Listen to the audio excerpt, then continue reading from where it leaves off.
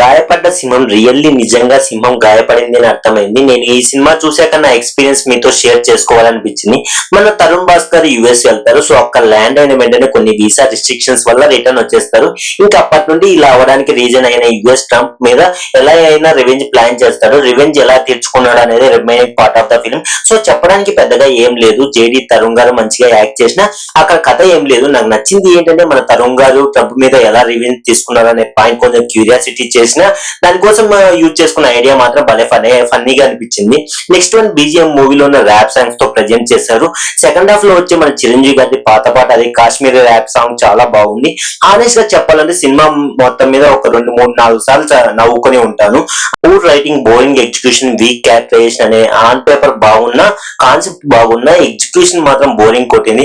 ఒక్క సీన్ అంటే ఒక్క సీన్ కూడా ఎంగేజ్ చేయదు. అది హ్యూమర్ అయినా సరే, డ్రామా అయినా సరే, ఒక సీన్ ప్రాపర్ గా ఎస్టాబ్లిష్ అయింది అనేది లేదు. మూవీలో నాకు స్టార్టింగ్ అనే నుంచి అర్థమైపోయింది ఇదేదో తేడా కొడుతుందని. కానీ చాలా క్యారెక్టర్స్ ఉంటాయి, కానీ ఒక్క క్యారెక్టర్ కూడా ప్రాపర్ క్యారెక్టరేషన్ అంటూ ఉండదు.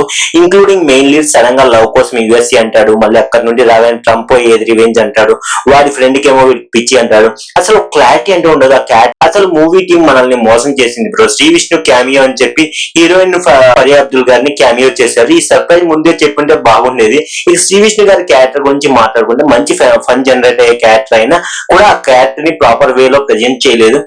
Cinematography not interest and production values short film standards అయితే కనిపించాయి. తరుణ్ భాస్కర్ గారు నిజంగా యాక్టింగ్ వదిలేసి రైటింగ్ అండ్ డైరెక్షన్ మీద కాన్సన్ట్రేట్ చేస్తే పెళ్లి చూపులు, కేడాకోల లాంటి మూవీస్ తీయగలరు.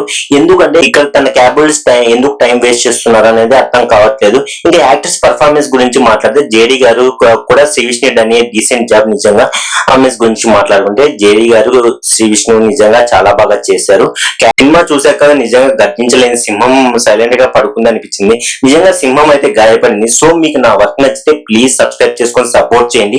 మీకోసం మన ఛానల్లో reviews, reaction videos and movie explanation, movie news అన్ని మన ఛానల్లో అప్ టు డేట్ వస్తూ ఉంటాయి. సబ్స్క్రైబ్ చేసుకొని బెల్ ఐకాన్ ని యాక్టివేట్ చేసుకోవడం మాత్రం మర్చిపోకండి. That's it guys.